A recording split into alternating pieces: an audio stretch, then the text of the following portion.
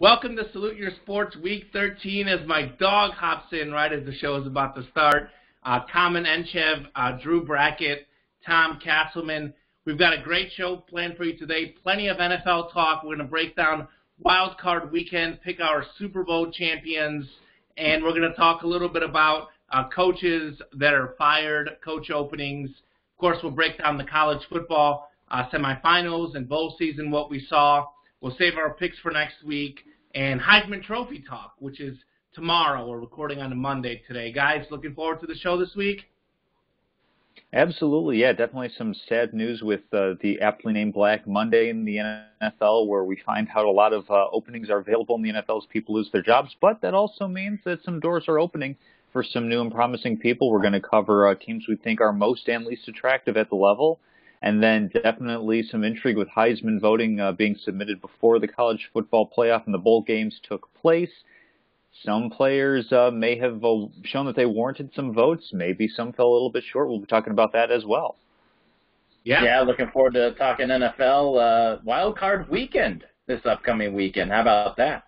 Yeah, let's just get right into it. So to me, we'll start with the AFC. I think where we have a few more appetizing matchups. Certainly the NFC, we probably have two games that are quote-unquote no-brainers. Of course, it is Wild Card Weekend. For all we know, there might be an upset.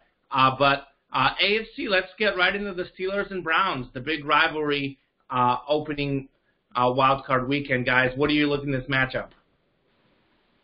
Well, I'm looking at a rematch of Week 17 where the Browns had to earn their way in against a Steelers team that was resting a couple of players. Got an early jump, getting out, I believe it was to a 24-9 lead before the Steelers came back and almost tied up the game. So certainly have a couple different things at play here. You know, did Cleveland show maybe a little bit more than they wanted to going into a rematch in this wild card game?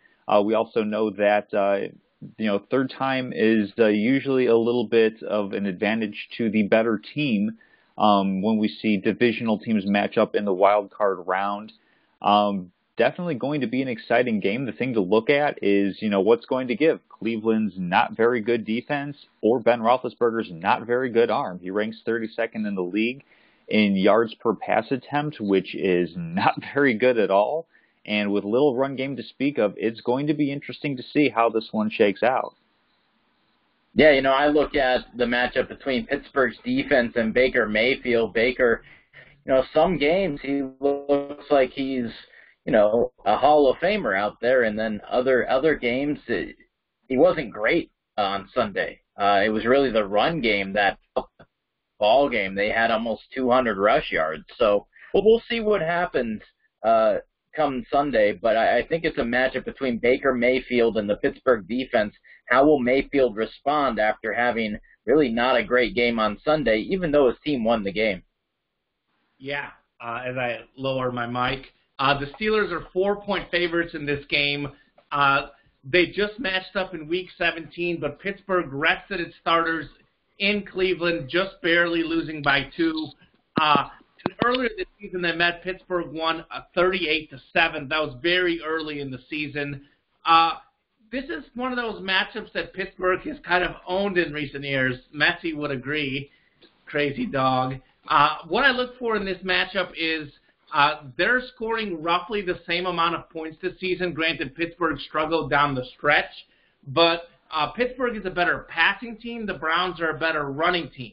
But the major difference between these two teams is Pittsburgh is third in scoring defense, allowing 19.5 points per game. The Browns are 21st, allowing 26.2. In fact, Pittsburgh would likely be first in scoring defense had they not rested T.J. Watt the last week, who's J.J. Watt's brother all of a sudden could be Defensive Player of the Year. That'd be quite a household to have two Defensive Players of the Year on that team. But I look at the Browns, too. That defense, those stats are bolstered by beating teams like the Giants and the Jets, where they held them to very few points, two really bad scoring defenses. They gave up 38 to the Ravens, 47 to the Ravens, 38 to the Steelers when they played their starters. This is a defense that's really struggled. Now, it is true in the NFL now, offense wins championships, but the Browns don't have a great enough passing game. It is true if they show up, if Baker shows up, Drew's right, He's very good sometimes, other times not so good. But overall, he hasn't been that good. And the Browns, despite an 11-5 record, have a minus 11-point differential this season. So Pittsburgh has all that playoff experience. Cleveland does not, making it for the first time since '02. I look for Pittsburgh to win pretty comfortably in this game. 4-point favorite. They probably should cover. Yeah, and for me, looking at comparing the offensive numbers, both of them are kind of in the middle of the pack in the upper half of the league, but certainly far away from being elite offensive teams. The way I kind of look at it is like it was a bit of tale of two halves. I mean, Cleveland got out to a really good start. Yes, Pittsburgh was resting some guys, but that defense can still be very formidable.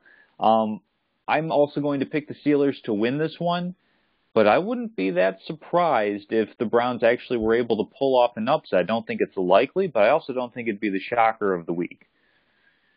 Yeah, I mean, after what we've seen from the Steelers in the last, 4 weeks, month maybe, they haven't been very good, and so I don't trust the Steelers one bit in this game. I also don't trust the Cleveland Browns. So, it's a toss-up game. You go with the home team, right? You go with the home team in Pittsburgh, and, maybe they'll cover. I wouldn't bet on it, but, I see maybe them winning by 1 or 2, maybe a missed PAT. Who knows in 2021.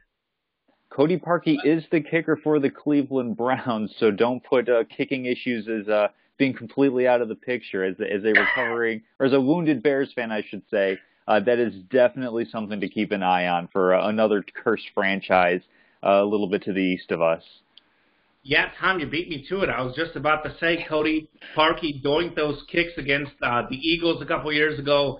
The last time the Bears were back in the playoffs, they're back in it this year. He actually has done that several times this year where he's hit the post on several extra points. So that prediction by Drew may not, be too far off.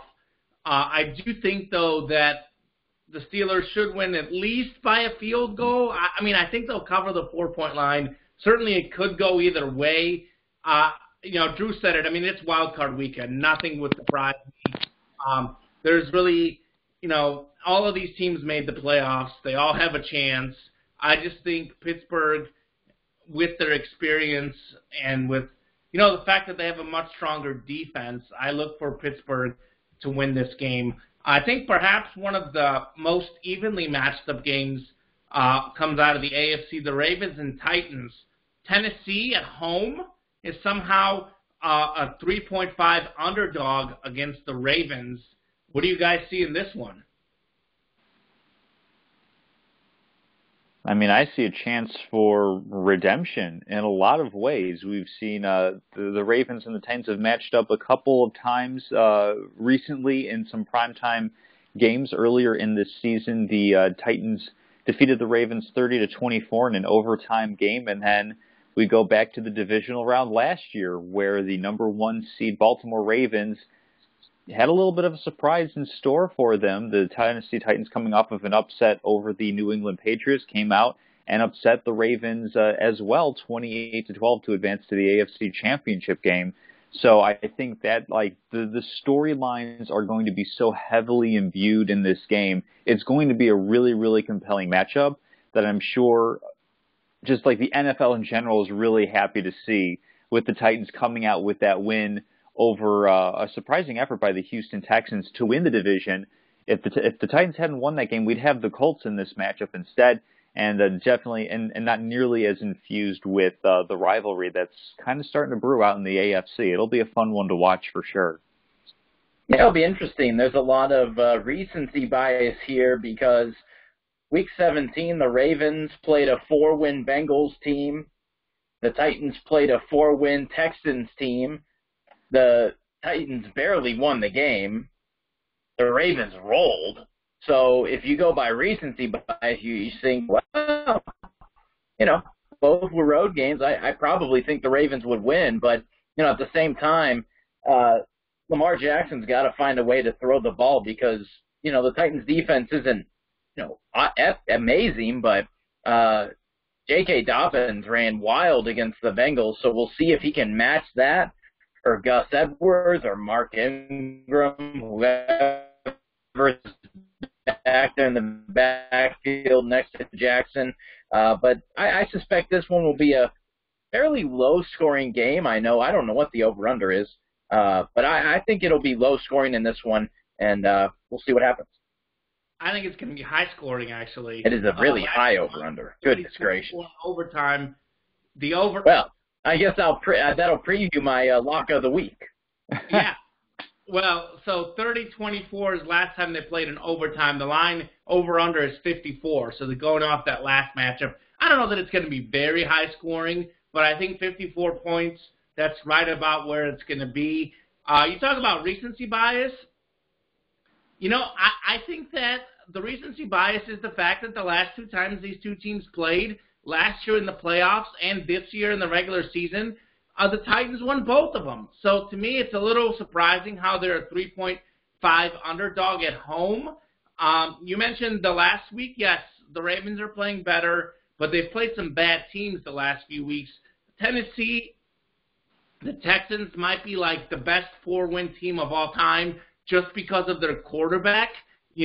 They've struggled a lot, but on a given day, Deshaun Watson can put on a show, and they've lost a lot of close games because they don't have a very good team. They've got a good quarterback. It's also a division game.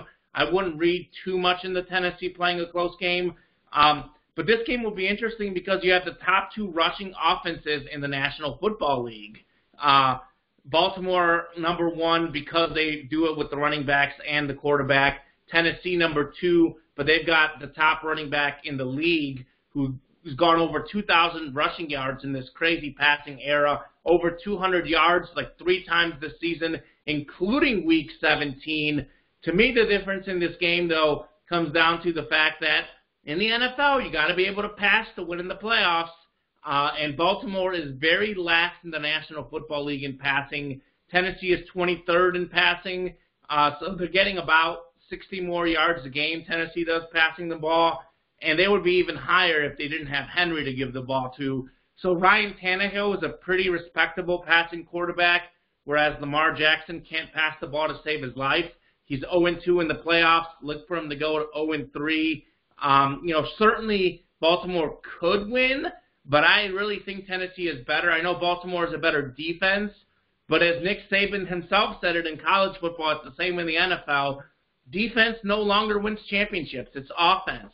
So what I'm looking for in many of these matchups, I look for the better offense to win. Of course, Cleveland, Pittsburgh, I said the offenses are fairly close, so I did point to the defense of the Steelers, but the Steelers have arguably the best defense in the league. The Ravens do not have the best defense in the league, albeit very good. I like Tennessee's offense in this matchup. I like their dual threat ability. I like the Titans in this game at home, and I like them to cover that 3.5-point line. Well, they should win by a field goal, I think, too.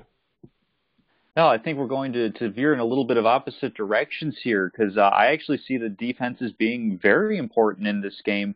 The big difference between the Titans last year and the Titans this year is that last year Titans were 12th in defensive points per game.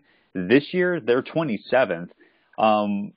As far as defenses go, I think that the Ravens have been disappointing at times. I think they've gotten kind of worn down throughout the season. It'll be interesting to see if they're able to show up because we've seen a couple times now they had a lead against Pittsburgh, ended up losing that game 28-24. They had a lead against the Titans, and in the fourth quarter got worn down. And then in overtime, Derrick Henry just cut right through that defense.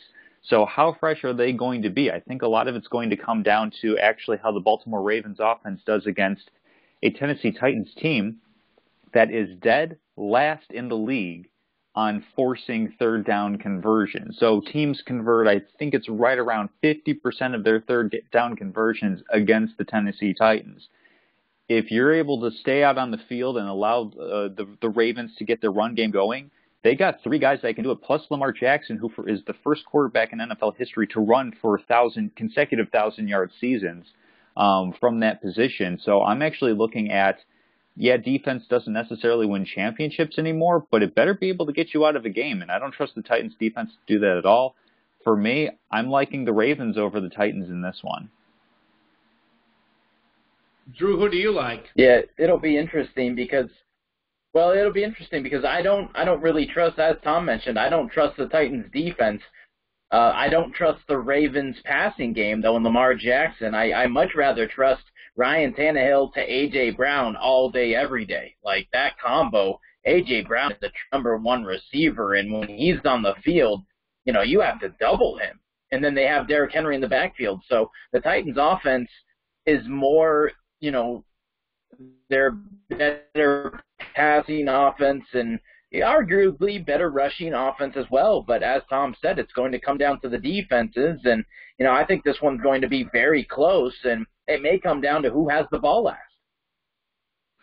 Yeah, I just think Derrick Henry's going to wear down the Ravens. I mean, it's going to be weird because it comes down to how great the two teams rush, because I think both teams are going to rush very well. I don't think either defense will stop them. When you're talking about the over-under, it's a matter of whether we're going to see a bunch of 20-yard runs, 10-yard runs, or is there going to be a big 60, 70-yard run, a missed tackle, a turnover. I think this is definitely the most evenly matched game in the entire wildcard weekend, so I think it could go either way.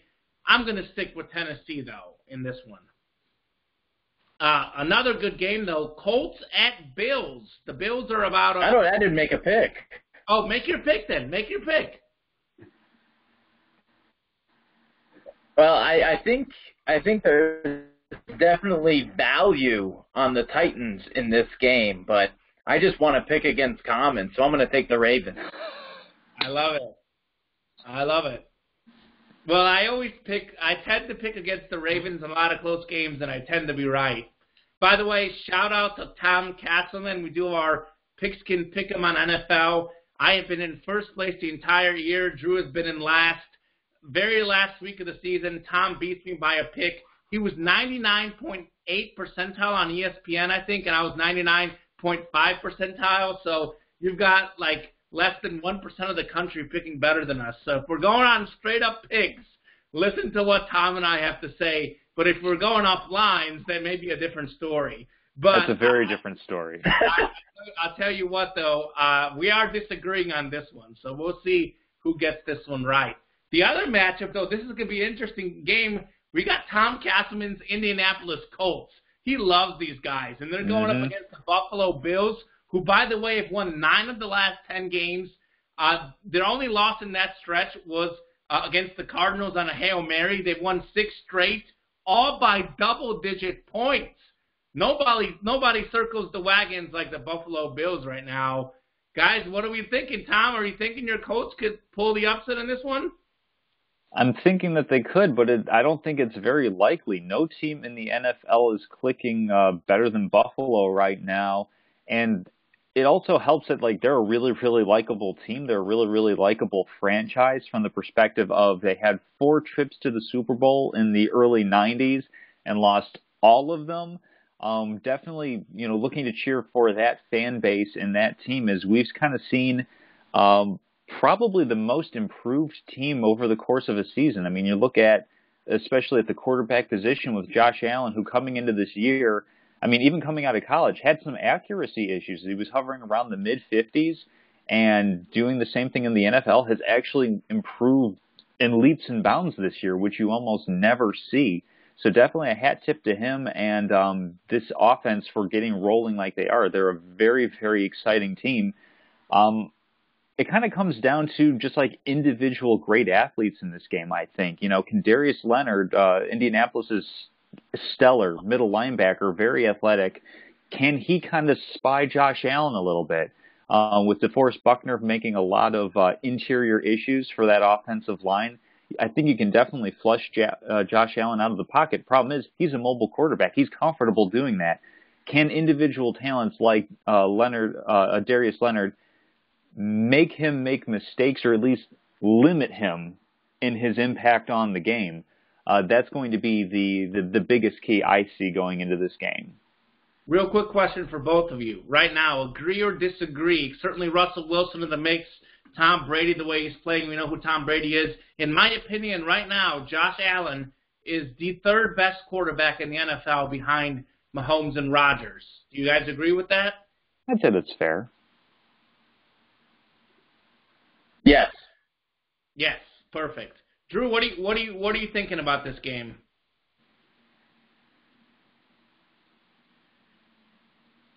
Yeah, I think, as you mentioned, Josh Allen playing really well right now. He has Stephon Diggs to throw to, Cole Beasley, and then we saw Isaiah McKenzie have a really good game last Sunday. But you look over at the Colts offense, you have Phillip Rivers, who's not a young guy, but Jonathan Taylor, the rookie out of, Indiana. He's really looked good on Sunday, and Wisconsin. Get your states right. Get your colleges right, bracket. Big Ten. Yeah, they're both red. Yeah, he looked really good on. I do, but he looked really good on Jonathan Taylor. Limit him. I think the Bills have a very good chance to blow this one wide open, but I think it's going to be a very close game in Buffalo. Yeah, Drew's breaking in and out there. I hope you can hear him, Tom. He's coming in and out. But anywho, I think a big difference with the Bills, Tom, you talked about it.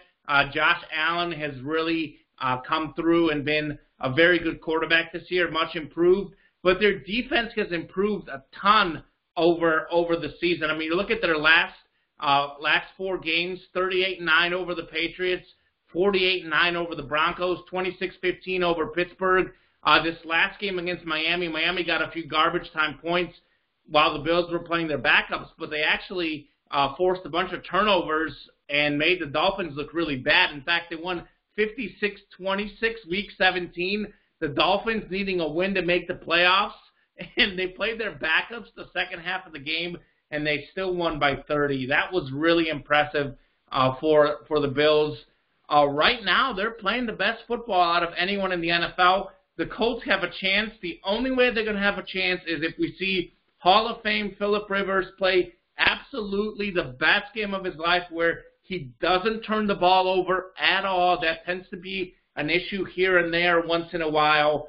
But ultimately, for me, I think the Bills are simply too explosive in this one. I do like Buffalo to win this game. This should be a good win for the Bills. And finally, a playoff win. They haven't won. I'm thinking Drew or I have made our picks. Oh, what's your pick on this one? On this one, I'm taking the Bills as well. I think the Colts definitely have a puncher's chance in this one, but they have too many questions that have to go right. Can Phillip Rivers, as you said, avoid the big mistake? Can their offense kind of dictate the line of scrimmage and get the run game going? Can they make Josh Allen a little bit more limited? You're looking at Indianapolis. Their strength is on run defense. The Buffalo Bills aren't very good running the football. You look at Devin Singletary, Zach Moss, their running backs haven't had a single 100-yard rusher as an individual game, but Josh Allen can make up for a lot of that. So I'm taking the Bills as well. The Colts just have too many questions that they need to go their way to come out on top in this one. Drew's back. I'm back. I'm back. So yeah, I think I'm going to pick the Bills in this one. It's going to be close though. Awesome. So you're thinking the Colts might cover that 6.5, 7-point spread, whatever it is now. Definitely, I think they will. All righty. So just to recap real quickly, I've got the Bills, the Titans, and the Steelers. You guys have the same, except for you guys both have the Ravens. Ravens over Titans, yeah.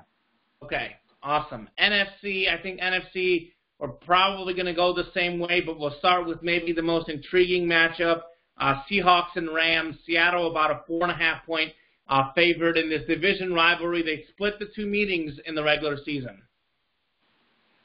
Yeah, it kind of comes down to a little bit Jared Goff's hand. How is he doing? He had an operation on his, I can't remember if it's a broken thumb or a broken finger, but missed the last game of the regular season.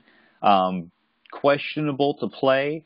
I suspect that he probably won't. I think that's more of, they're leaving him in because they're going to force Pete Carroll and the Seahawks to kind of game plan for either Jared Goff or John Wolford, but I suspect Wolford will be the starting quarterback again in this one. The Seahawks, I think overall are the more talented team, and perhaps more importantly, they're the more talented team on offense. And I think that their defense over the course of the season has gone from being porous, to be generous, to actually being okay.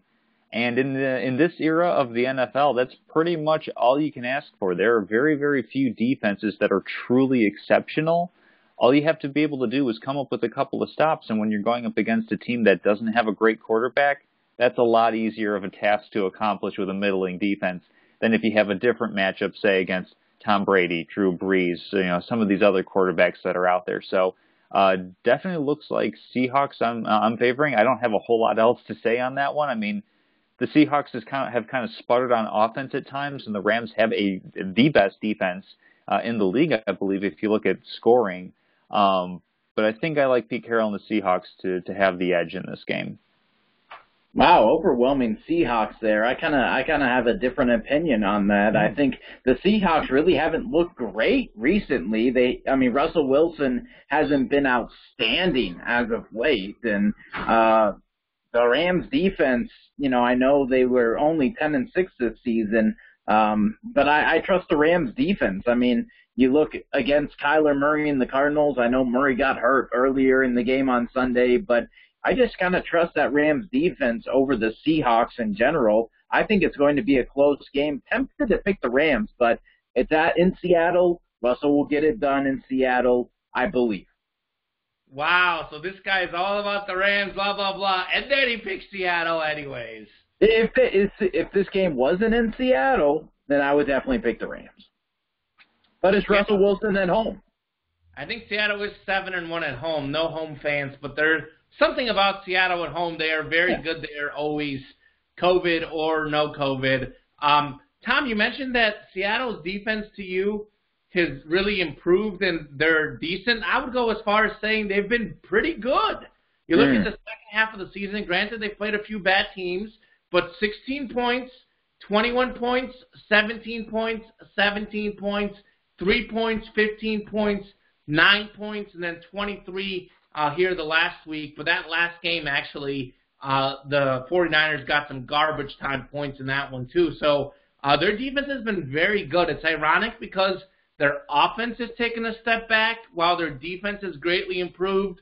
I like Seattle no matter what in this game, just because even if Jared Goff happens to play in this game, Jared Goff has played really poorly lately. Sure, he's inconsistent. If he plays his best, the Rams could win. But at this point, given the fact that he has a hand injury, the way he's played lately, if he plays, I don't expect him to play his best. I mean, this Seattle team held him to 9 points just 2 weeks ago. Talk about recency. And I don't really think the Rams, I think if Kyler Murray was healthy in that last game, I think the Cardinals probably would have won that game.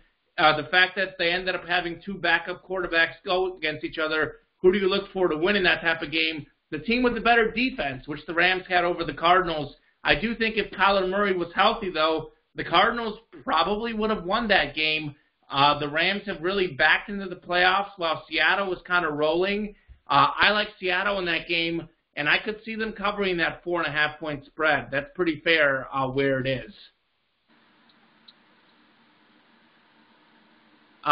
Moving on, though, one of the two biggest spreads of the week will end the picks on Saints-Bears. Saints about a 9.5-point favorite over Tom Castleman and I's hometown Chicago Bears, losing by, 19 points in a game that they needed to win to make the playoffs, but they back in anyways. They go 8-8. They get in only because of that 7th spot we have in the COVID era. What do we think about the Bears? Do we give them a fighting chance against the Saints, which is, by the way, the Nickelodeon game of the week, where they're going to play Nickelodeon tunes for the kids? And the Bears did take the Saints to overtime earlier this season. I mean, do we have to talk about this game?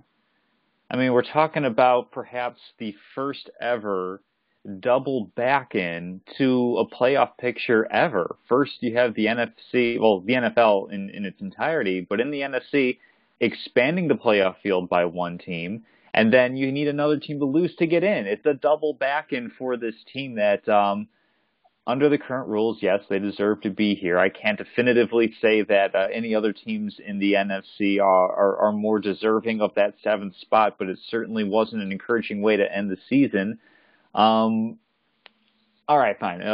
We can talk about it. It's appropriate that this game's the Nickelodeon game, and it's a shame that as outreach for children to come in and enjoy NFL football, they're going to have to watch the Chicago Bears. I think that this is a bad marketing move. I think that it's going to frighten the children away and cause a dearth in NFL viewership for generations to come.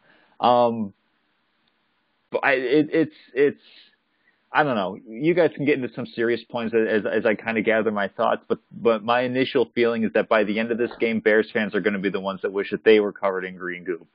I mean, Tom is not supportive of his team there. I mean, come on, look. I mean, yeah, Mitchell Trubisky, who's been playing well as of late. David Montgomery's been running the football like he did in college. So you have a couple guys, and then Allen Robinson, your number one receiver. I mean, come on. One of your best number one receivers since Brandon Marshall. Certainly better than Devin Hester back in the day. So, the Bears will be fine. Khalil Mack will get to Drew Brees or Taysom Hill or Jameis Winston, whoever's back there for the Saints. And Matt Nagy's unfortunately going to have to outcoach Sean Payton, which is really difficult to do. I see the Bears in a close one, losing though. Drew has this thing where he likes to set it up. He talks up the other team, and then he drops in the fact that they'll still lose. I could see the Bears keeping it respectable. I could see them covering that 9.5-point spread. I think everyone expects them to lose. They've kind of got nothing, nothing. What's the word I'm trying to think of? They're playing with house money type deal.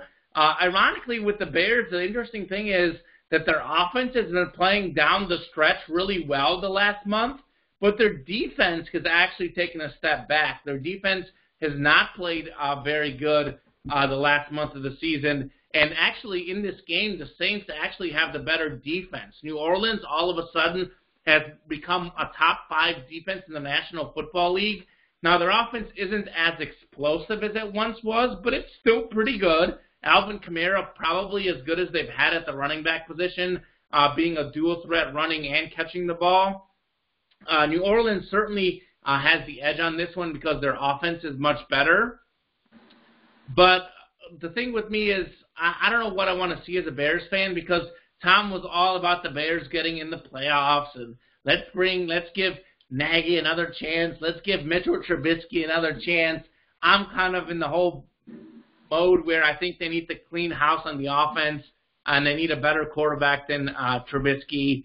But this is a huge game for him, though, because I think if he plays great, he's definitely going to get another deal in Chicago. If he plays horrible, throws three interceptions, which is possible against that Saints defense, it'll be interesting to see if they bring him back. I do think the Bears keep it close, as Drew would say, but I like New Orleans ultimately winning the game. All right, time for Measured Tom to come in here now. There are some positives I think to look forward to as a Bears fan in this game. I think the Saints are hands down the better team at a lot of the positions on the field, but I actually think that the Bears have it within themselves to keep this game really, really close. I mean, we look at that outcome comment you mentioned of that Packers game. Yeah, they lost by 19, but for 3/4 of the game, it was within 5 points, and the Bears were actually executing well on a very good game plan. And I think they're going to have to execute a similar style of game plan in this game where it's run the football, control the clock, keep Drew Brees off the field. There's a couple of things that are a little bit different between the game back in, I believe it was October, and the game that they're playing now. Michael Thomas is coming off injured reserve, and he should be feeling, if not fully healthy, at least much better, recovering from an ankle injury. Alvin Kamara returns just in time from the COVID list to play. Had this game been on Saturday, he would not have been available. That certainly would have changed some things. And yeah, the starkest contrast is the opposite directions that the two defenses are going in right now. I think that the Bears, they can keep it close if they play it well, but I think this also has some blowout potential. I think that as far as going forward, I mean, that's something we can talk about after the season. I suspect everybody will be back for the Bears because that front office or that ownership seems to prefer inertia, and they'll look at this game as, hey, we were in the playoffs. We have yet to have a losing season under Matt Nagy. We're at least bringing the coach back, and that's partly also reporting that I'm hearing as well coming out of some Chicago reporters. So we'll keep it focused on the game, though. I think that the Saints will win this one. It is also in New Orleans, whereas back in October it was in Chicago. So I look for the Saints to be completely comfortable with doing whatever they want to do on the offensive side of the football and winning the football game pretty handedly. We'll see if the Bears can keep it within a couple possessions. Yeah, Trubisky starting for the Bears. He did not start in that game against New Orleans, given some of the Bears' offensive line troubles, which have gotten better in recent weeks. He certainly is a better option than Nick Foles at the moment. But the final game of the playoffs that we're going to break down is the Bucs taking on the Washington football team. Here's a fun fact for you guys. The Washington football team is the third team in the 16-game era to get into the playoffs under 500 as a division winner. The previous two teams both won. Marshawn Lynch in Seattle, beast mode, picking up a win over the Saints, actually. And then the other team was the Panthers, who are 7-8-1. Ron Rivera was their coach, the same coach that Washington now has. Guys, do you give Washington a fighting chance against the Buccaneers in this game? Looks like 8 to 9 point favorite. The Bucs are right now. Yeah, I mean, I trust Brady in this one, and it's in Washington, but I trust Tom Brady in the Washington football team. Just not a very good offense, and I think the Buccaneers are going to rout them. They should. If Brady comes prepared and Bruce Arians and that offense and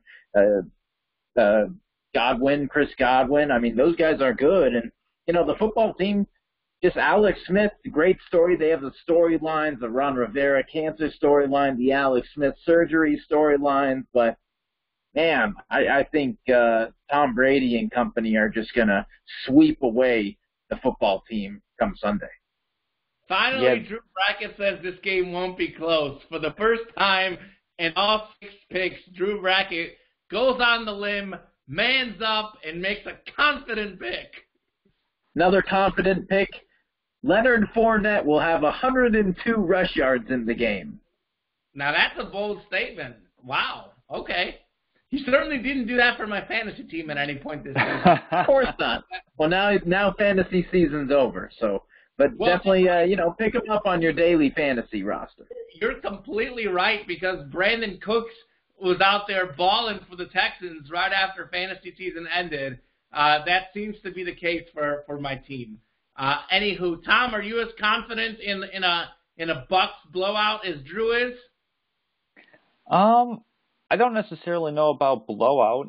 There's some questions on if Mike Evans will be playing for the Buccaneers. Suffered an injury in that Falcons game and is questionable. I think that he obviously is a big difference maker because he's arguably their best receiver. Certainly gives them the most versatility, given that with his size he's a great red zone threat. To throw out a couple of numbers, I'm a big fan of looking at offensive scoring, defensive scoring allowed. Washington is 4th in defensive points per game. Tampa Bay is 8th. If you flip to the other side of the ball, the Buccaneers are 3rd in offensive points scored. Washington is 24th. So I think that Drew made an excellent point with Washington simply not really having enough to keep up. Alex Smith is a fine quarterback. Terry McLaurin and Antonio Gibson are certainly good weapons, but not nearly as multiplicitous as what Tampa Bay has. And then the thing that'll be the key to watch is if the Washington football team, and as a quick aside, they really need to get a nickname figured out pronto. We've had a lot of instances, especially on Sunday Night Football. I believe Al Michaels and Chris Collinsworth at least 2 or 3 times made mention of the previous nickname, which is defined as a racial slur. So they really need to get on that, because announcers and fans especially, can really latch onto a nickname more than something as long and as boring as the football team. but I think that the thing to look forward to in that game, can the football team defensive line with Chase Young, Montez Sweat, I think it's John Allen at defensive tackle, can they get pressure on Tom Brady? Because we've seen when Tom Brady falters in the playoffs, it's against great defensive line play, and at the age of 43, he's not nearly as mobile in the pocket as he was in years past. So I think that's the one way that they can make the game interesting. But I certainly agree that, 9 out of 10 times I'm picking the Buccaneers in this one. Yeah, I've been up and down on the Bucs all season. I was all aboard the Bucs train, then I got off the train, and now all of a sudden they're playing very good. Tom Brady playing his best ball of the season down the stretch. He's actually played fantastic the last few weeks, granted against some terrible competition, particularly the Falcons secondary. But nonetheless, I think the Buccaneers are way too explosive. Terry McLaurin's a good one receiver, but the Buccaneers don't have a second receiver. They don't have a third receiver. They don't have all these weapons that Brady has. Antonio Brown all of a sudden is playing very well for them. Mike Evans, who I think they expect to play, Chris Godwin, Gronkowski. You named that, Buck. They've got a lot of weapons in this game. I do think Tampa Bay will win this game. I will be cheering for Washington, but the first moment when I realized what was going to happen, and we've kind of known this for a few weeks, that Tampa likely would be the 5 seed, but when the Rams started losing and it became obvious that Tampa Bay would be the 5 seed in the playoffs, my first thought to mind was typical Tom Brady getting the easiest matchup and the break he always seems to get. Yes, he's a great player. Yes, he has got amazing teammates. But, to win 6 championships, you got to get some breaks. And Brady always seems to get the breaks every time. I do think Tampa Bay wins in this game. But I don't think Tampa Bay makes the Super Bowl, guys. Who do we think is going to make the Super Bowl? Let's start with the NFC. What are we thinking as our NFC representative to make the Super Bowl this year? Certainly got a few good options. Yeah, we kind of been saying all along that NFC is the what's the team du jour, who's on a roll right now, and we kind of suspected that the team that has that first week off, the only bye week this year available to the teams, and that's currently the Green Bay Packers. But I'm actually going to go with the New Orleans Saints. They're the team that I think is playing probably the best overall on both sides of the football, and also is the healthiest. The Green Bay Packers with their outstanding left tackle, David Bakhtiari, I believe it's an ACL injury.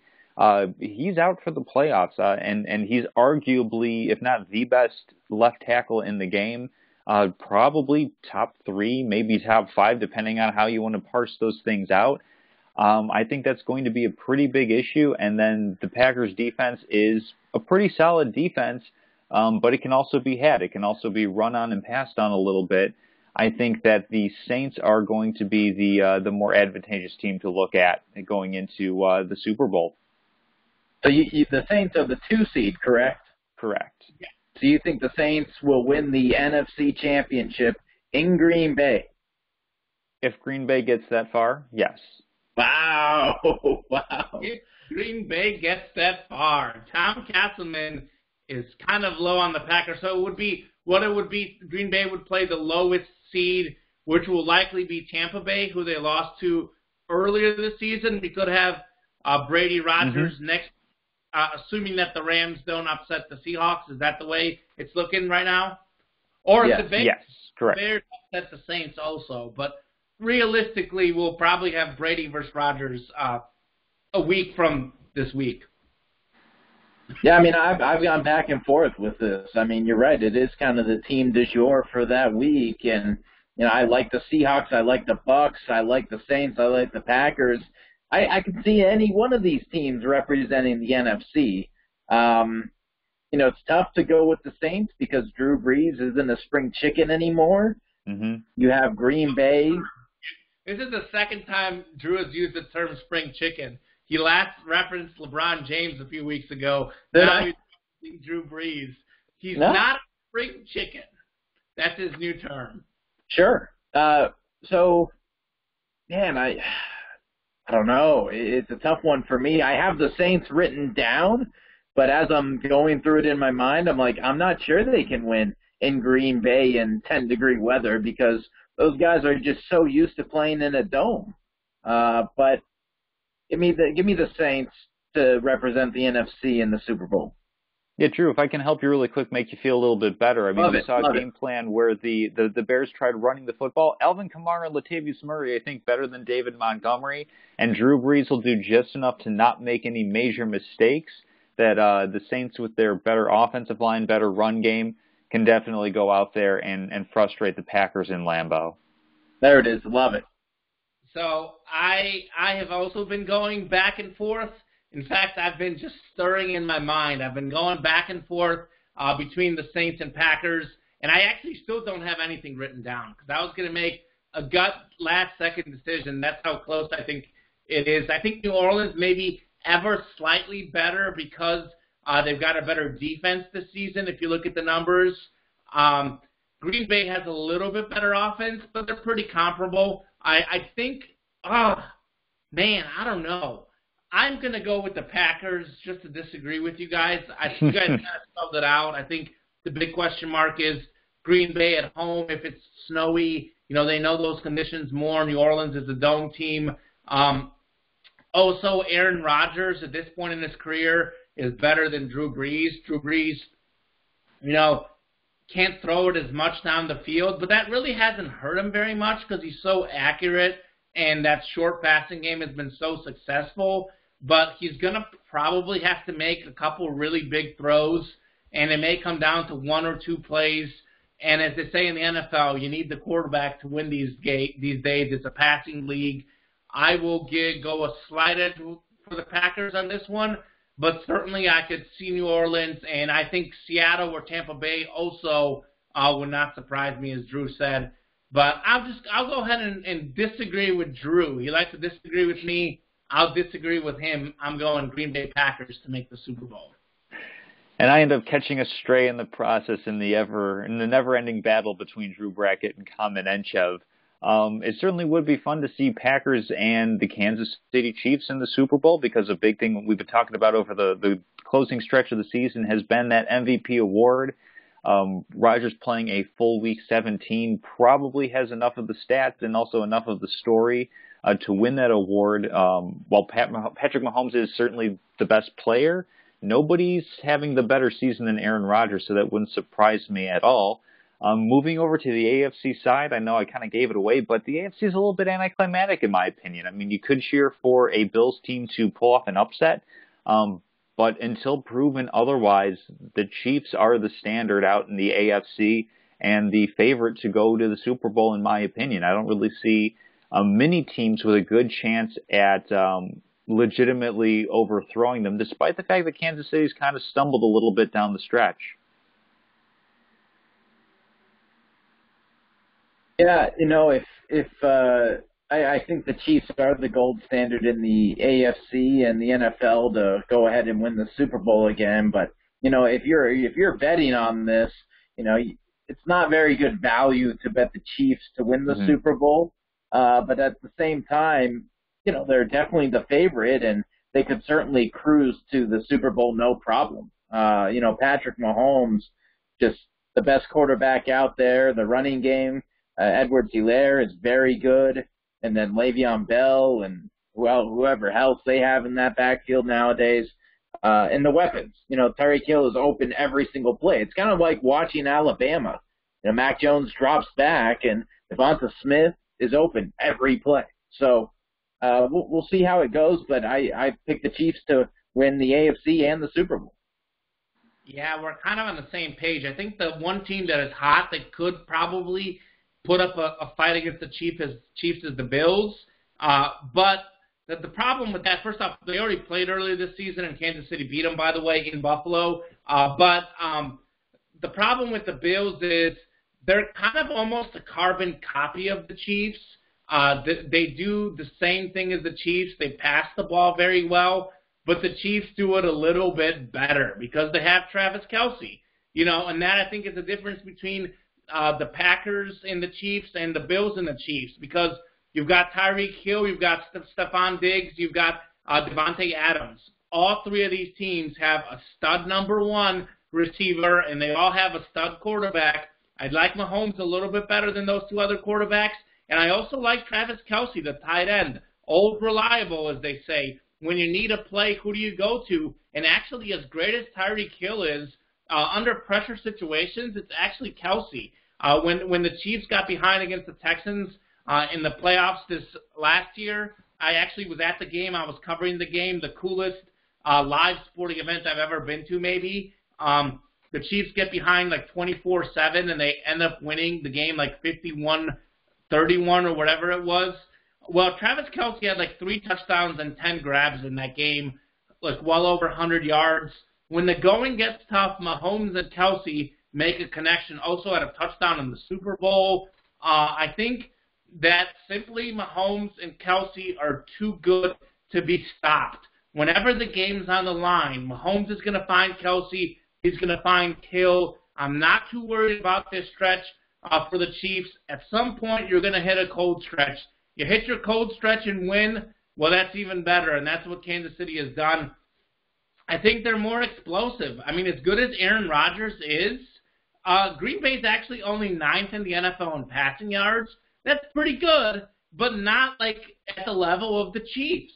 And I think that a lot of times Rodgers, they gave him those touchdowns just so he can win the MVP. Aaron Jones had 16 touchdowns last season rushing. This season, only 9. So, Mahomes plays every week, and then Rodgers maybe doesn't get a few of those goal line touchdowns.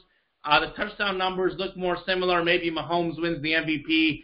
Certainly Mahomes averages a lot more passing yards than Rodgers does per game. And I think when the going gets tough in the Super Bowl, you need someone to take a chance and make a spectacular play. Aaron Rodgers isn't going to make a mistake. He's not going to lose you a game. But in the Super Bowl, I want a quarterback who's going to go out there and win me the game. And not to say that Rodgers can't do that, but I think Mahomes is more of a playmaker and more of a guy who delivers in those situations and a little bit more of an ad-libber. And I like the fact that he has Travis Kelce. I like the Chiefs to repeat. I would advise you to go ahead and bet on the Chiefs versus the field because I look at it, they got to win 3 football games, and I don't see who's going to beat the Kansas City Chiefs. I really don't, because they've beaten all of these teams. They've beaten the Saints this season. They've beaten the Bills. They owned the Ravens the last few years. Pittsburgh doesn't have enough firepower to keep up with them. They beat them a couple years ago. I don't really see who's going to dethrone them. They play their starters. Chiefs win the Super Bowl. I also think Kansas City should win by bigger margins in the playoffs. I think they're going to be motivated to prove people wrong. They're going to have that extra time to heal up. The only thing that could be a problem is, and we'll get to it in a second, Eric Bieniemy, their offensive coordinator, is getting some looks to be a head coach. Could that be a distraction? But I don't know. At this point, it seems like Mahomes knows the offense through the back of his head, and Andy Reid could always fill in gaps as well there. So it looks like we all have the Chiefs winning the Super Bowl. Is that right? This is a clean sweep here? Yeah, I think so. It's probably one of the most comfortable clean sweeps that we're ever going to have. Cleaner than the National Football game we'll talk about next week, you think? Cleaner than what? Than the National Championship for college football we'll talk about next week. Probably on par in its cleanliness. We'll see. Okay. Wow. I'm surprised Drew Brackett isn't picking an upset. I could have totally seen him pick Tampa Bay or Seattle. I think we did our preseason predictions, and I believe Drew Brackett took Seattle. And what did I have? Chiefs. I think you have the Bucks. I was Chiefs Bucks back then. I can't remember. Tom, what did you have? I think I had Kansas City and probably at that point in time either Seattle or Green Bay. Okay. We'd have to go back to the tape. We'd have to go back to show 1 and see what we would come up with for sure. Drew, I definitely remember Drew picking Seattle to win it all. Yeah, I definitely remember you picking the Bucks. So. Okay. Well, not to win, to lose. To make it to the Super Bowl and lose. Sure. For the record, I would never pick against the Kansas City Chiefs. As long as Patrick Mahomes is quarterback and he has Kelsey Hill and Andy Reid is there, I'm not picking against the Chiefs. I mean, didn't you pick against the Chiefs even though he wasn't the quarterback on Sunday? No, I picked the Chiefs to win this game anyways, just because I simply cannot pick them to lose. They rested their starters. Week 17, all about luck, picking Week 17, as you know. Speaking of Week 17, though, and speaking of the Chiefs, they lost to the Chargers. Anthony Lynn just got let go as head coach. I believe there's 6 head coach openings. Tom, why don't you break down our head coach openings? Who got fired? Most of them got fired in the last 24 hours, but some certainly before that. I think the Lions and the Falcons were mid-season firings. What all do we have? Yeah, so we have a grand total of 6 openings at the coaching position across the NFL, and then 4 actually at the general manager position. So if you look at the Detroit Lions, the Houston Texans, and the Atlanta Falcons, all made clean house decisions. Somewhere around the midpoint of the season, the Jacksonville Jaguars got rid of their general manager in the middle of the season, just got rid of their coach within the past 24 hours. And then the New York Jets firing Adam Gase after a 9-23 record over 2 seasons, and then the LA Chargers letting go of Anthony Lynn after an improved season, going from 5-11 to 7-9, but still coming up a little bit short, despite having a total of 109 games missed by their projected starters. So we have a lot of openings, a lot of opportunities around the league between the teams, Detroit, Houston, Jacksonville, Atlanta, New York, and LA. Who do you guys think are kind of, the best position that you would want to land in if you were an up-and-coming hot coaching candidate? And which team would you kind of think is the consolation prize, the one that you would like to go to the least? Well, you mentioned – go ahead, Common. Okay. Definitely the one I would want to go to is hands down the Houston Texans, because they've got Deshaun Watson, who is the top 5 quarterback in the NFL. He actually led the National Football League in passing yards this last season, only because Mahomes sat Week 17. Otherwise, it would have been Mahomes. But Deshaun Watson is an absolute star, and he had been making the playoffs the last few years with the Texans. He won a playoff game over Buffalo last year. This season, their defense and their run game were an absolute mess. They got rid of DeAndre Hopkins, but that didn't really seem to hurt them too much. I mean, it was a terrible value trade, but their passing attack was still alive. I think they had a bad head coach, and it's hard when your head coach leaves, to kind of do it in the middle of a season. They also had a lot of bad breaks. They had a few fumbles in opportune times.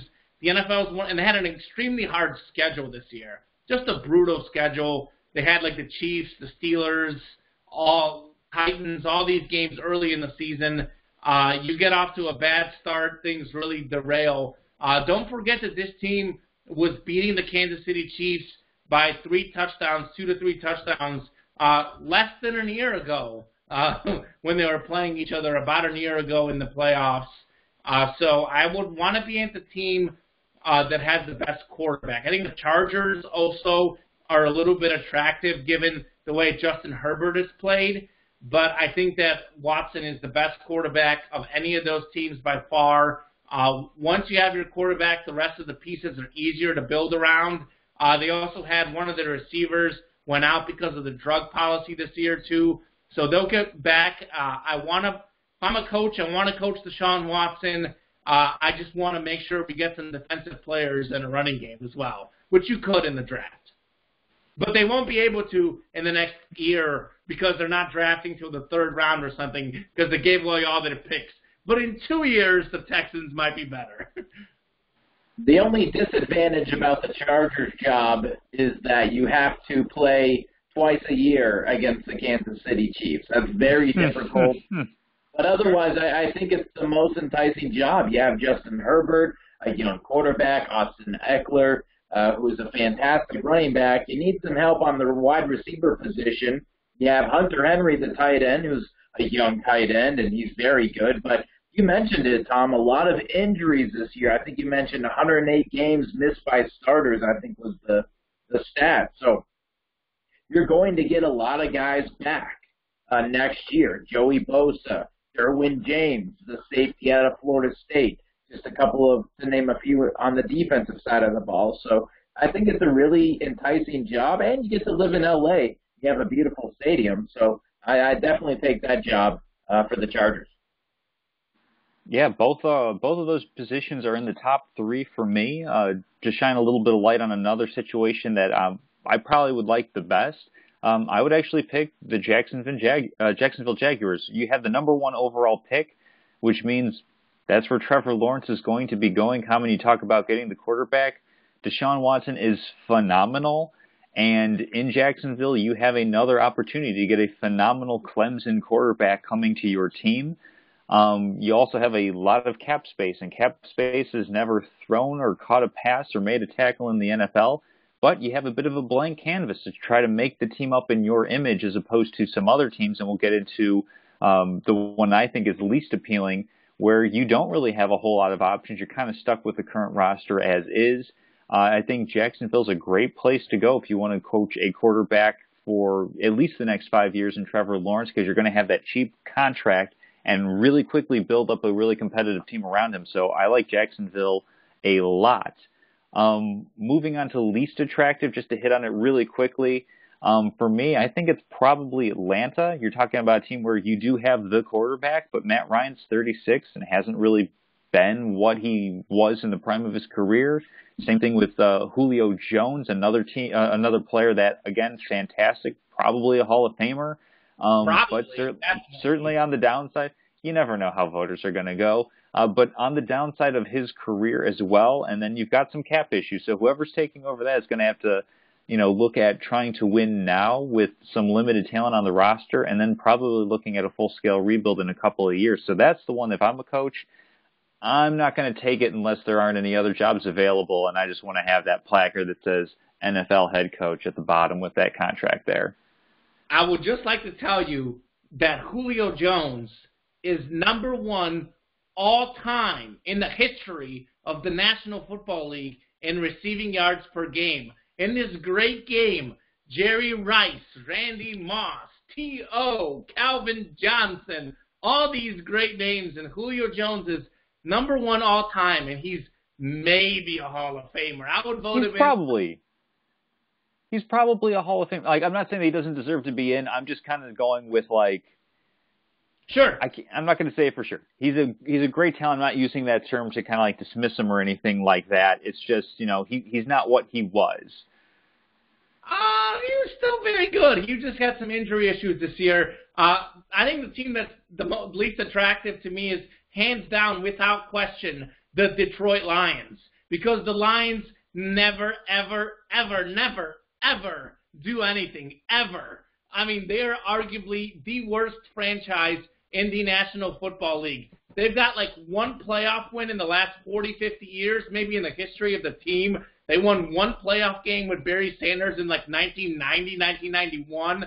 Since then, they haven't won a single playoff game. We talked about Calvin Johnson. They had Matthew Stafford and Calvin Johnson together for X amount of years, and they still couldn't win a playoff game. And Stafford and Johnson are actually in the minority in the fact that those are smart picks they made. But you look at some of their other draft picks they made, Joey Harrington, they had a slew of wide receivers that they drafted that were absolute busts. I can't even think of some of the names because these guys are so bad in the NFL.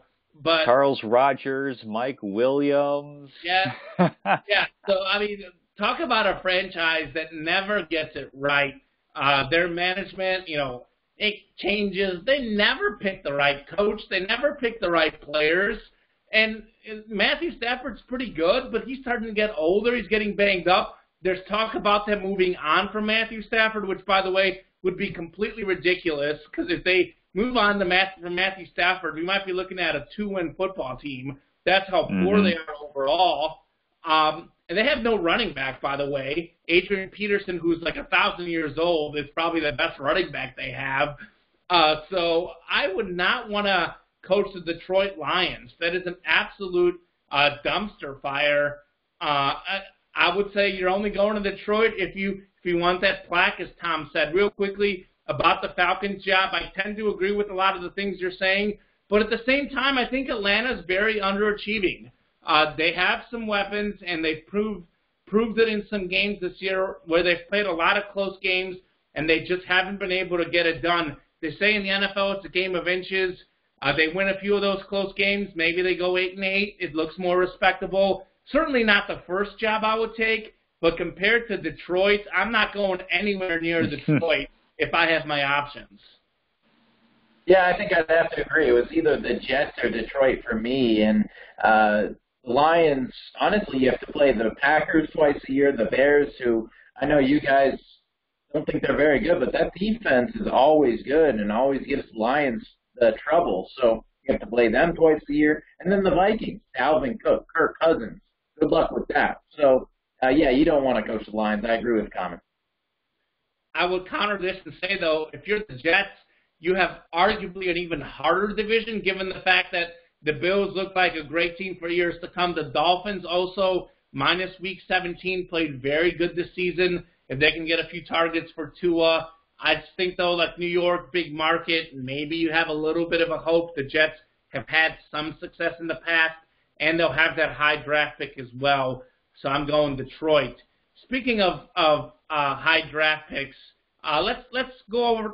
We'll get into the Heisman, but let's talk about the college football semifinals real quick. We are doing a show next week to preview the matchup where we'll make our picks. So we're not going to make any picks today in terms of the college championship. But what stood out to you guys, first off, in the college football semifinals? Pretty wild matchups that really weren't very close, though. And it was Ohio State getting the blowout. Tom was talking about it'll either be close or Clemson will get the blowout. Well, Ohio State was the one doing the blowing out in that one. Yeah, that was definitely a really big surprise. And the thing that kind of stood out to me about the college football playoff is maybe, just maybe, we've been thinking about this whole situation all wrong. Maybe we don't need more playoff teams. Maybe we'd be better off going back to the way that it was, to throw a couple of statistics at you. And by back to the way it was, I mean there's one a championship football team, you have one facing two, and that's it. To give a couple of numbers, you look at how the games played out. Notre Dame didn't really have any business playing Alabama. And, you know, like you said, Ohio State and Clemson was a shocker in a way that we thought was different from the actual results. I thought the teams would be flipped, but it kind of just highlights this fact. It's in its 7-year history, only 3 times in the college football playoff history has a semifinal game ended with a single score margin. All of the times it's been either 9 points or more. The 3 seed has won 3 times. The 4 seed has won twice in terms of winning the entire thing. The 3 seed has won 3 games. The 4th seed has won twice in 7 years. And only 2 times has a team that's not 1 or 2 won the championship. Ohio State could make it 3, but like you said, we'll talk about that next week. So really, you know, we're talking about like, we should expand the playoff, and you've been talking about, group of 5 teams having to earn their way into that discussion. I mean, maybe there just isn't enough quality competition to legitimately say, 1 versus 8 is going to be a competitive game any more than 1 versus 4 is. So that's kind of the thing I'm taking away from the playoff, is that we just don't see enough close games in those New Year's Six bowls that lead to the championship game. Maybe we don't need the playoff after all. We're not going to lose it because it makes a ton of money, of course. But in terms of, like a competitive game to watch, that might not be it. Yeah, just go off what you said before I get Drew's take and my take. So the reason why I believe in the 18 playoff isn't because I think it's going to be more competitive. I think we've seen this.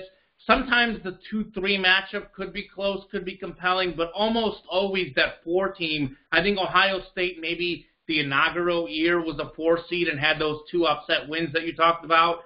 Outside of that first year, that 4 team, I don't think has ever won a game. Alabama did it as well. That was the year that they beat Georgia, which was the 3 seed, in like an overtime or a double overtime to win the championship. But yeah, it's only happened twice. Okay, so anywho, the point is typically those matchups aren't close, but that's kind of what you expect. I mean, we've talked about this. We kind of have Alabama and Clemson, and we have Ohio State. Sometimes LSU sneaks in, but usually there's not going to be 4 teams that are about as good. There's usually going to be 2 to 3. The reason for expanding the playoff is just to see some of these other teams, to give them a chance, and it's not going to get more competitive. But you know, that's how things are. You know, there's not competitive right now as it is in the semifinals. It just makes for a little bit more intrigue. But I can kind of see where you're coming from, because it is true. We don't see these close games. And by the way, Cincinnati had a chance to show they belonged, and they lost to Georgia, just so you know. Like I said they would, because they didn't deserve to make it. And the committee, by the way, did a really good job, because we saw A&M, who was the 5 seed. A&M did not dominate UNC the same way Notre Dame did. Also, Notre Dame played Alabama closer than A&M did. And I think the committee got it right. Oklahoma seeded number 6. Oklahoma looks like the 4th best team in the country right now, but you simply couldn't put them in at number 4 because they had 2 losses.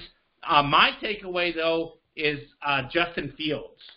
You got to recognize him for one of the greatest performances in the history of college football. On the biggest stage, he goes 22 of 28, 385 pass yards, 6 touchdown passes, 42 rush yards. But you know how much I love the stats, but this game was more about the eye test. If you actually sat down and watched this game, he showed you everything you're looking for. He got hammered, just completely obliterated by a hit. His ribs were clearly hurting. It didn't matter. The guy went right back in the game. He was delivering strike after strike. He had 2 touchdown passes that were absolute lasers in the coverage. Then he had a 60, 65-yard bomb in the air. The announcers were saying that they didn't think Clemson thought that he was capable of making that throw. He was getting pressure in his face. He airs the ball out 65 yards, right on the money for the touchdown. I mean, these Ohio State wide receivers were running circles around Clemson. It's almost as if Dabo Swinney lost his mind by ranking Clemson as the number 11 team in the country. What are you doing, Dabo? You could have just put them 3, and, you know, instead they've decided to show you what's up and who's the better team. I almost think that Justin Fields has to put himself in the conversation for the top overall pick, because his arm talent is every bit as good, if not better, than Trevor Lawrence's. And Trevor Lawrence is a phenomenal player. Certainly that first year as a freshman, he took the college football world by storm when he won the national championship. But we look at him head-to-head against Justin Fields, against Joe Burrow the last couple years. He hasn't looked like the best quarterback on the field, and I'm not necessarily convinced that Trevor Lawrence is better than Justin Fields. I would say they're both on par. They both could be all-pro quarterbacks and good for years to come. But I would not say Trevor Lawrence to me is a slam dunk number 1. Justin Fields put on a show. Certainly never seen Trevor Lawrence or any quarterback in recent memory play as good as Justin Fields did in that game. I mean, my takeaway from the bowl season and the playoff games, Bama looked great. Ohio State surprised us, got the big win. And the Big 12, 5-0 in the whole bowl season, really good showing by them. And also the SEC, 6-2. They had 8 teams, obviously. Really good showing by them as well. Yeah, you kind of stole a few other things I was going to hit on. The SEC 6-2, also teams like Mississippi State and Kentucky were under 500, made bowl games, and beat those teams with the better records. Ole Miss had the big win over Indiana. We also saw Kentucky beat a NC State team that was ranked 23 in the country and was 7-3, which kind of showed you how much better the SEC is than the ACC. The ACC, the big loser, going 0-6 in bowl games for the ACC. Kind of crazy to think about that they had 2 playoff teams but couldn't win a single game. That's got to be another takeaway. The Big Ten, 3-1, also pretty good. Less games, of course, less teams making it in. Some teams choosing not to make it in. So, yeah, big showings for the Big 12, big showings for the SEC, ACC is the big disappointment. Tom, anything else you'd like to add? Bowl season, just any thoughts that you had, any takeaways? I mean, I didn't really have anything to take away from the rest of the bowl games because with the coronavirus this year, like everything's just been so wacky and so weird that, a good portion of the games were canceled, where teams either had too many issues or teams just decided to opt out and not play. Outside of the college football playoff, the only thing that really kind of stood out to me was Cincinnati. I know that they lost to Georgia, but it came down to a 52-yard field goal with, seconds to go in the game for Georgia to pull off that victory. Cincinnati showed that at the very least, it wasn't out of line for saying that they belong. I don't necessarily know if they belong any higher than what they were. I believe they were ranked 8th. I don't think they necessarily were any better than that. But they didn't go out and they didn't embarrass themselves. And like I said, they were really, really close to winning that game. So that they show that they at least kind of belong in the conversation a little bit, not necessarily for the college football playoff, but certainly that they deserve to. They showed well. I'll leave it at that against a pretty strong Georgia team. So that's really the only thing that stood out. Everything else, I mean, Oklahoma played outstanding, but Florida had half of its team opt out, and you had Kyle. I didn't know that half their team would be gone. Yeah, no, that happened literally. In a day or two before, you have Kyle Pitts wishing his team well. It's you could be here, dude. I understand why you're not, and I agree with you, but stay tuned to my statement of the week. Looking forward to it. Plenty on all of that and more when it comes to college and NFL and showing up for your team. And sounds good. That's what it's all about, right? We play to win the game, in the words of Herman Edwards. Also get paid to play a little bit of professional dollars as well. Speaking of standouts from the College Bowl season, we had 4 players that were definitely in some primetime games to show off their talents that are eligible as Heisman finalists. We have from Alabama the quarterback and wide receiver combination of Mac Jones and Devonta Smith. We also have Kyle Trask, the quarterback out of Florida, and then Trevor Lawrence making it in as a finalist as well.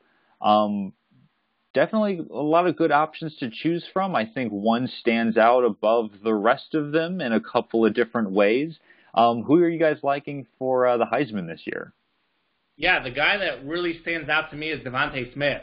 I think you look at the other 3, you look at Mac Jones, undefeated season. He had the most wins, the best team resume. You look at Kyle Trask. He had the best overall numbers of anyone. Certainly having all those targets, though, helped both Trask and Jones. And we did see, even though this doesn't factor into the decision because the ballots were cast before, but we saw Trask, when some of his stars aren't out there, he was prone to some interceptions. That game did a really bad news for him when it comes to his NFL stock. And then you look at Trevor Lawrence, who kind of has the eye test, and then we know of him as the best prospect, possible number 1 overall pick.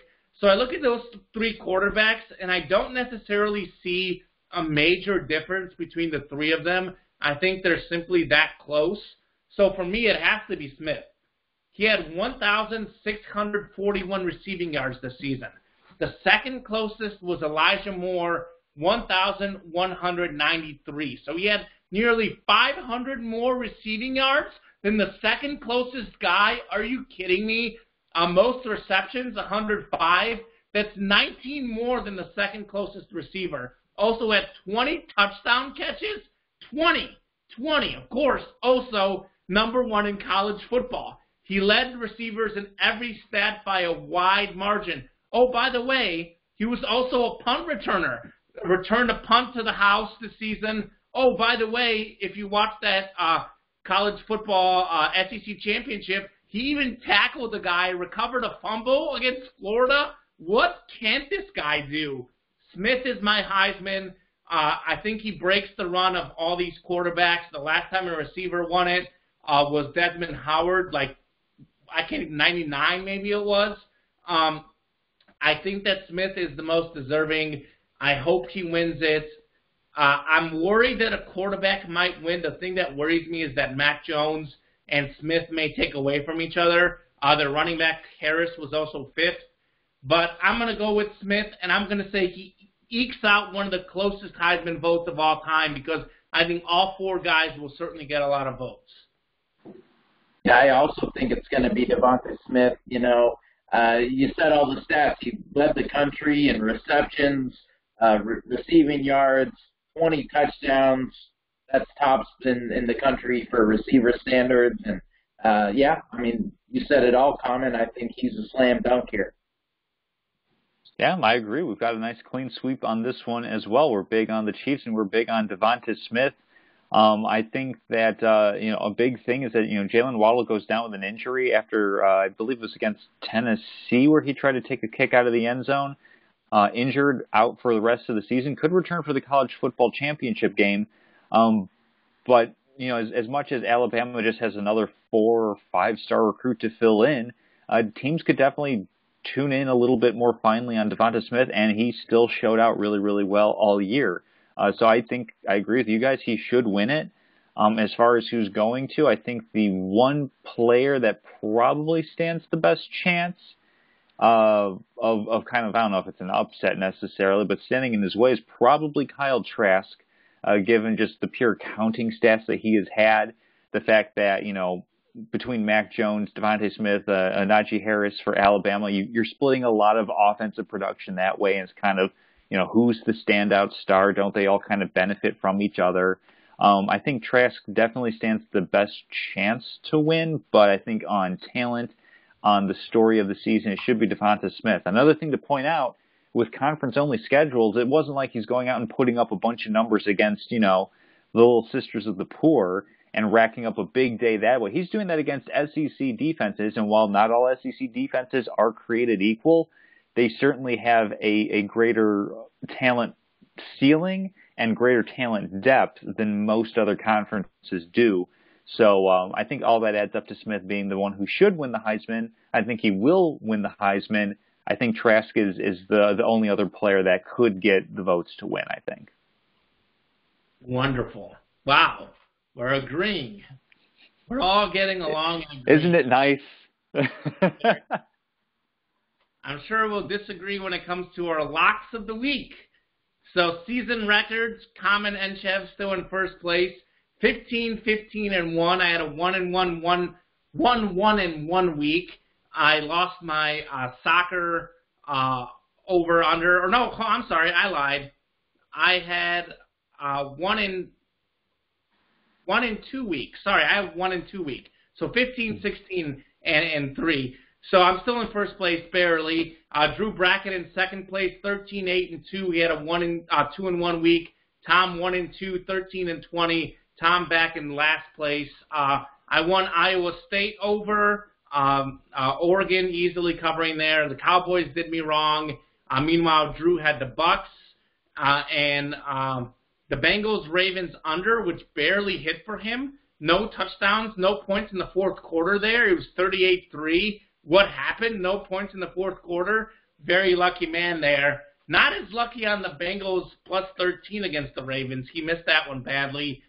Tom missed the Eagles covering against Washington. Got the Saints and didn't get the Titans. So not the best week for us, but that Eagles line moved on me really, really badly. It started out at +2 and then grew to +6.5 as more and more Eagles players sat out, and then had some interesting in-game decisions that also played a role as well. So ruining that one more on that as well a little bit. Statement. Oh man, we're touching all the bases for common statements. So to get really quickly into my picks of the week, we're getting fewer and fewer NFL games from which to choose, and that's the sport on which I have the most consumption, the most information.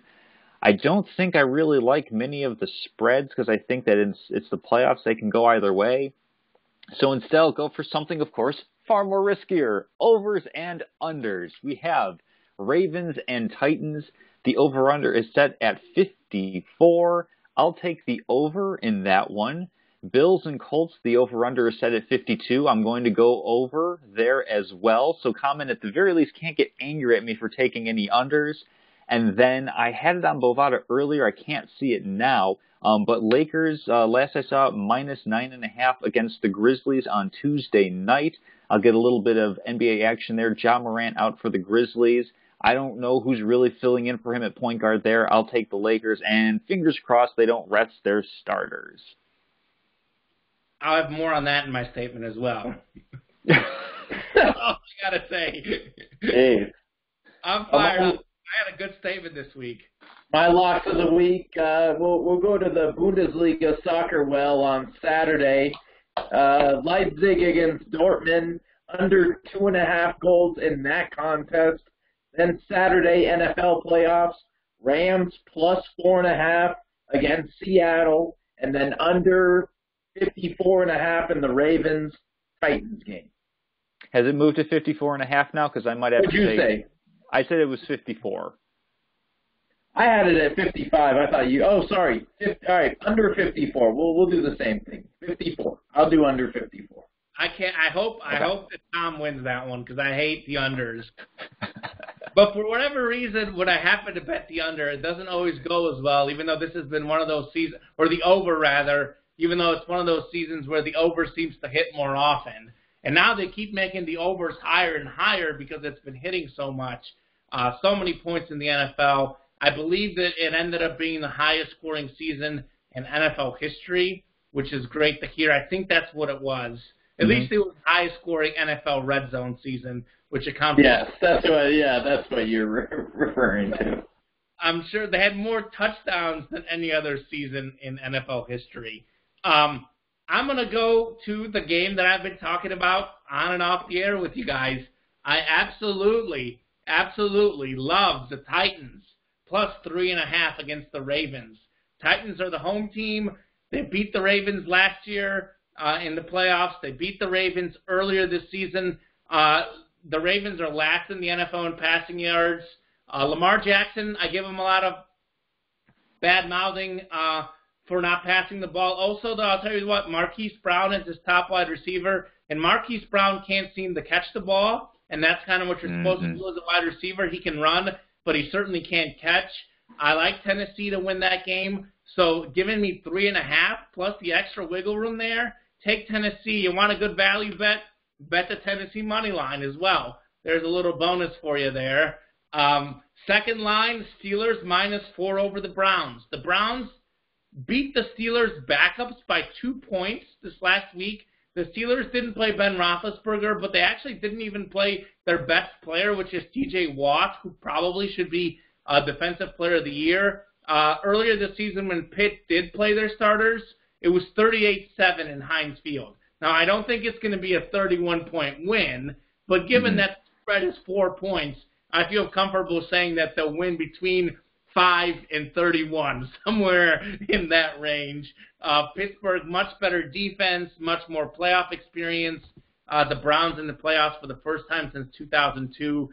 Expect Pittsburgh to roll. And then for my third pick, I don't know how much I believe in it, but I'm going to wish it into existence because I like competitive games in Wild Card Weekend. That Bears-Saints line, 9.5, that's a big line. The Saints are the better team, but I just have a hunch feeling that the Bears will keep it close. They played the Saints to an overtime earlier this season. I know very different situations given where the game's played at, who's going to be playing in it. But 9.5 is a huge line for the wild card weekend. So give me the hometown Bears to cover. They'll lose, but they'll cover. Looking forward to it. It's definitely going to be an exciting weekend.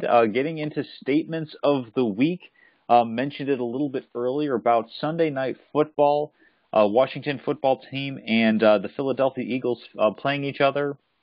We saw the Philadelphia Eagles kind of toe the fine line between tanking and competing. First off, no, I don't think that the Eagles were flat out tanking. I think that they just so happened to lose and that they just so happened to secure the 6th pick in the draft as opposed to the 9th pick. Jalen Hurts, 7 for 20, wasn't throwing the ball very well. I think he gave them the better chance to win, but he was playing poorly enough that I think that you could eliminate flat-out tanking on the Eagles' part. But my statement of the week is this. If you want to end the topic of tanking and its place in sports forever, you have to decouple the win-loss record from draft position. How? I'm glad that you asked. The lottery. In the NFL, there are a couple of ways to do it. One is that you create a wheel with all 32 teams in all the different draft spots.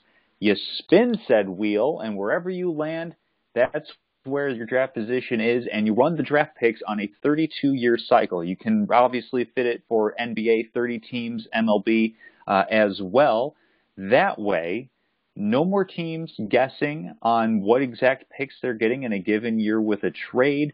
No more incentive for tanking for a better spot in the draft. Now every team knows exactly where they're going to be drafting and how that fits into their competitive windows.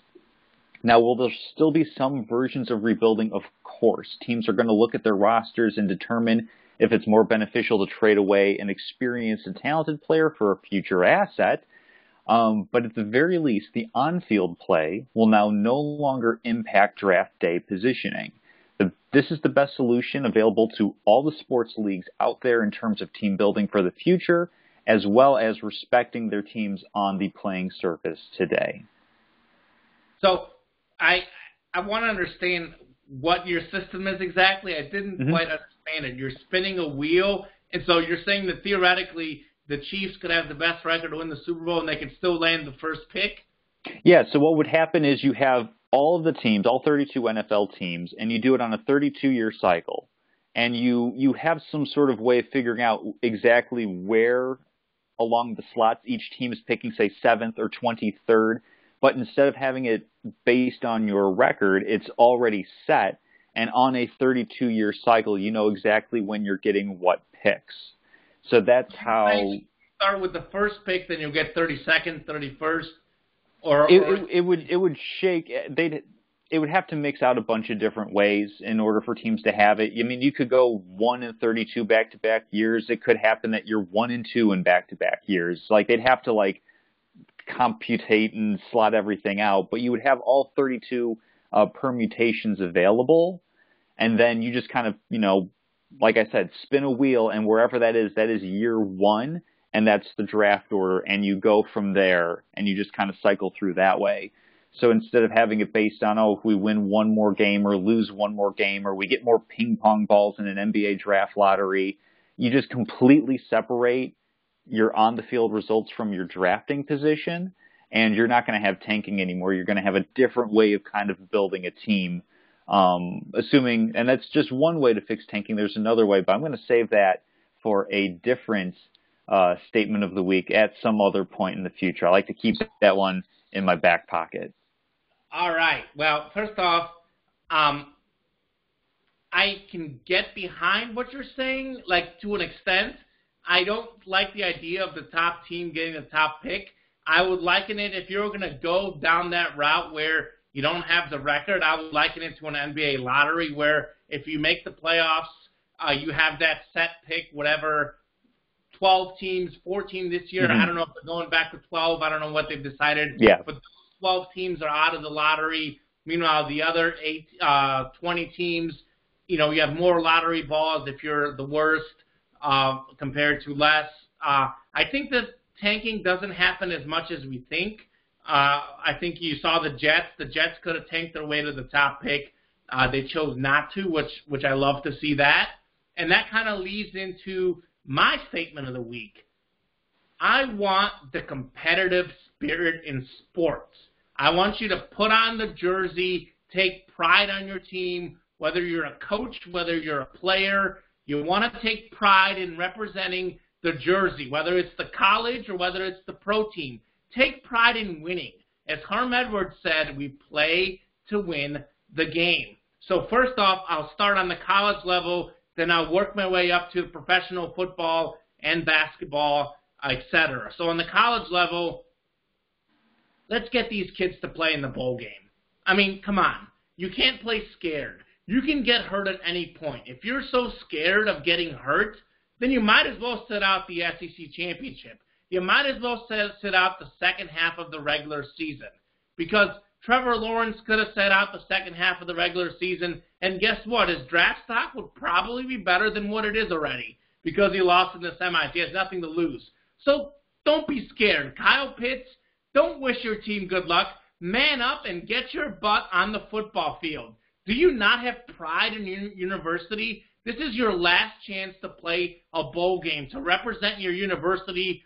You know, go out there and win. Go out and play in these bowl games. I mean, have some pride. Be a man instead of just worrying about your future. Don't let your teammates down.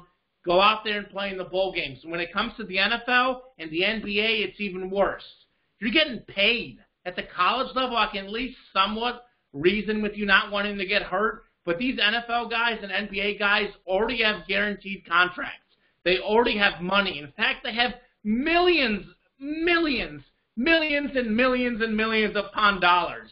And we've got these guys sitting in games in the NBA. We've got guys resting. How would you feel if you went to work and you said, oh, you know what? I'm going to take a day off work because it's going to be better for my mental and physical health. Well, that's not how it works in the real world. By the way, Kawhi Leonard, they rested him a lot in L.A. last year. What happened? They didn't have their chemistry. You play your superstar. I'm not saying taking it to an extreme where a guy is hurt, you risk injuring yourself. If you're hurt, you can sit. But otherwise, you should be playing in these regular season games. Same thing in the NFL. I'm a proponent of what the Buffalo Bills did. I loved what the Bills did. They played their starters in the first half. They were up big. The starters rested in the second half. That way you get a mix of a rhythm. You see your guys out there, and then at the same time they're ready. I don't know if you guys remember this. A few years back, the Colts rested their guys the last week of the season. They had an incredible season, and in the playoffs they didn't have the rhythm. So I didn't really like what the Chiefs did resting their guys. I liked what the Packers did. I liked what the Bills did. And I hated what happened with Doug Peterson and Jalen Hurts. In fact, I think Doug Peterson should be fired in Philadelphia. I think this was kind of a power move by him. He wanted to say, look, I'm the coach. I can do whatever I want. I'm putting in, what's that guy's name, Sudfeld? I don't even know his name. Nate Sudfeld. That's how bad he is. There's no way that Sudfeld gave you the best chance to win the football game. We've got a nationally televised game on NBC, last game of the season, potential playoff spot on the line for the other team, and you're resting your starting quarterback, which is ironic because Sudfeld is not going to be the starter for the Eagles long term. Hurts may or may not be. You should see Jalen Hurts in a big game against a good defense that's trying their best to make a playoff game. How can he deliver in a close game on national television, and you're out there taking him off the field? Pathetic. So I want the coaches, I want the players, I want the teams to do everything they can win every game. I don't know if you guys heard one of the Eagles linemen a few weeks ago. He made an impassioned speech saying that it's not about trying out this guy, not about the future. It's about winning the football game. J.J. Watt had a rant also for Houston. He said he was disappointed for the fans who were still wishing them luck, wanting to win. You win, you build a winning culture by playing your guys. Again, I'm not saying if a guy is hurt, you throw him out there and you re-injure yourself. But except for rare cases, these college kids should be playing in bowl games. NFL guys should play in Week 17. NBA guys should play in regular season. Michael Jordan played 82 games every year. And guess what? He was just fine when the NBA Finals came around. Brett Favre used to have the longest streak in sports for playing games in a row for NFL. We celebrated that. Let's get back to that. Let's get back to playing consecutive games. Let's get back to the Iron Man, Cal Ripken, Brett Favre, Eli Manning all those years.